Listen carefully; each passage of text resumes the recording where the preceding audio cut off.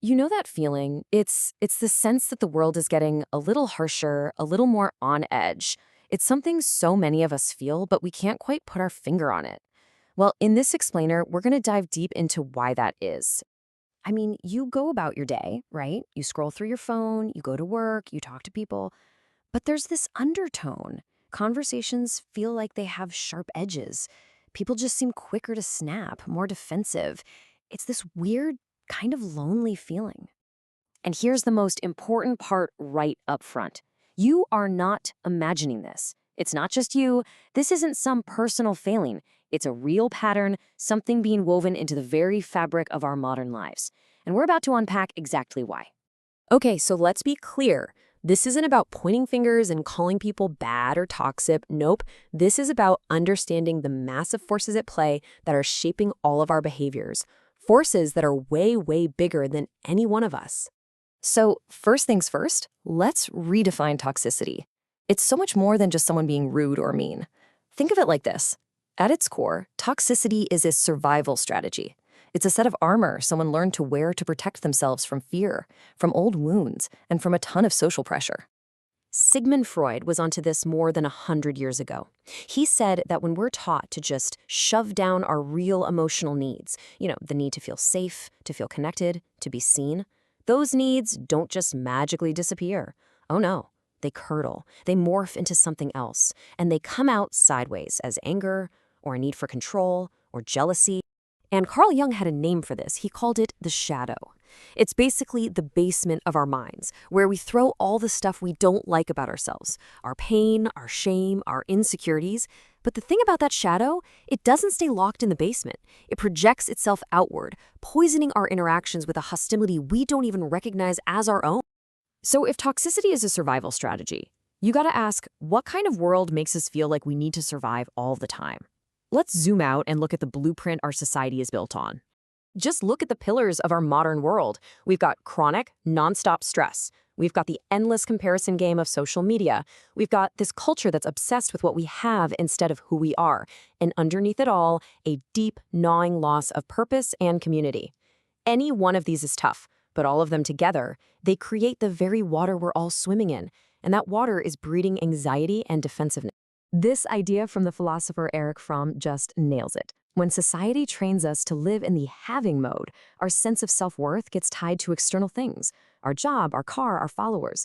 And because those things can be threatened or taken away, our ego becomes incredibly fragile. A tiny criticism doesn't feel like feedback. It feels like a full-blown attack on our existence. And what do? We lash out. And then there's this straight-up biology of it. Modern life, with its 24/7 news cycles, financial worries, and constant pings from our phones, keeps our nervous system locked in fight or flight mode. And the neuroscience is crystal clear on this. A brain that's always in survival mode has less bandwidth for things like empathy. It's not a moral failure, it's a biological reality. We become jumpy and defensive because our brains are literally scanning for the next threat. Man, this quote, it's such a powerful turning point, isn't it? It makes you stop and think. If our society is putting all this pressure on us from the outside, what is it forcing us to hide on the inside? And what happens to all those hidden parts of ourselves? And that's exactly where we're going next. This is all about how that external pressure actually builds our identity. It's about how the armor we put on to protect ourselves eventually starts to feel like our own skin. The psychologist Donald Winnicott called this the false self. And think about how it gets built, step by step. First, we learn that our value isn't inherent, it's conditional.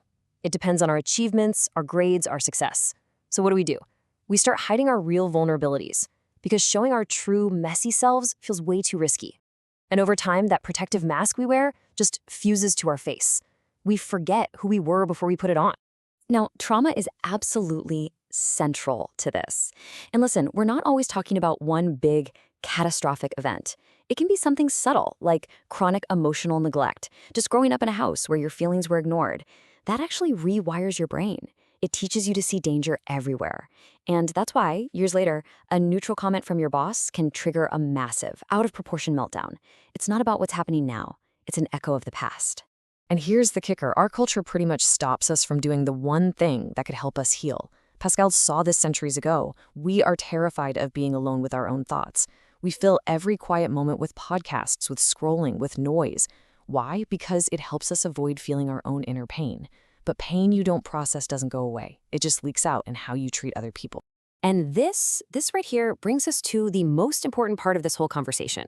Viktor Frankl, a psychiatrist who survived the Nazi concentration camps, gave us the key, that tiny little gap, that space between what happens to you and how you respond to it. That space is everything. That's where all our power, all our freedom, and all our growth lives. So the big question is, how do we find that space? How do we get in there? This last part is all about the way forward. It's about how to start reclaiming your inner world from all that outside noise and pressure. When you boil it all down, it comes to this fundamental choice. On one side, you have reaction. That's the automatic, unconscious, knee-jerk behavior driven by all your past conditioning. On the other side, you have consciousness. And that's simply the ability to hit pause, to observe what you're feeling, and to choose how you want to respond, intentionally. And this is the most crucial takeaway. The antidote to toxicity isn't just being nicer. That's like putting a Band-Aid on a broken arm. It's a surface-level fix. The true opposite of toxicity is consciousness. It's the deep, sometimes hard, internal work of becoming aware of your own programming. So what does that path look like? Well, it starts by taking ownership of your shadow, just like Jung talked about. It means redefining strength, not as being tough and armored, but as being emotionally open and vulnerable. It's about learning how to process your own pain so that it transforms into wisdom instead of into a weapon you use on others. And ultimately, it's about anchoring yourself in a sense of purpose that's bigger than your own ego. So I'll just leave you with this one question to sit with. The next time you're in a moment of tension, when you feel that stress or frustration or fear bubble up, what's your default setting? Do you react on autopilot, or can you find that space to pause and to choose? Because right there, in that tiny moment of awareness, that's where you'll find your freedom. And honestly, it's where we all start building a healthier world.